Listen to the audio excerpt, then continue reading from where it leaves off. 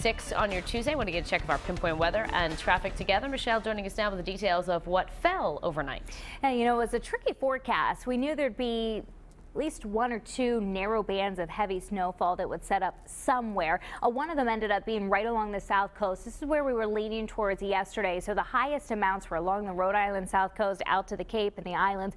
Most of us ended up around an inch or two of snowfall, and that's it. And even further north, the second band that set up ended up being right just a couple of miles offshore, so they ended up with little to no snow up across coastal Maine and southeastern New Hampshire. Here are our snowfall reports that we've gotten in overnight. About 5 inches fell in Wakefield, South Kingstown 4.5 inches, Newport, New Bedford at 3.5 inches of snow, and North Situate at about 1.5 inches.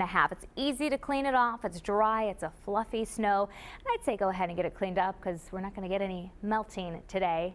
Stay very cold next few days. The first time I have us above freezing is next Monday.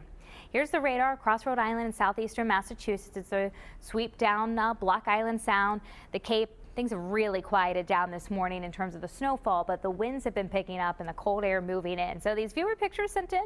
Beautiful shot here as the skies cleared. Morning began from Larry Betancourt of Middletown. We've got another one in. I think this sentiment being felt by quite a few across southern New England. A big dislike here with having to wake up and clean off the car, but at least it's not a lot of effort to do so this morning. All right, so the snow moving out, Arctic air moving in. We're talking about a frigid stretch of weather here, bitter cold next few days. And we've got round 2 coming up on Friday, another snow event in the forecast for Friday afternoon through probably Saturday morning or at least Friday night. City cam over Providence, sun shining now. The skies have cleared, but the winds are picking up. It's 21, feels like 8. Winds from the west-northwest, 15 miles per hour, and some gusts as high as 30 miles per hour. That's sending our temperatures tumbling. It's 18 in Smithfield, 21 Newport, 20 westerly, and those wind chills are in the single digits at times. 4 is what it feels like in Smithfield with the winds, 8 Newport, 10 right now in New Bedford. Here's the future cast. Other than a few patchy clouds and maybe squeaking out a flurry this evening, that's about it. Skies are clear overnight.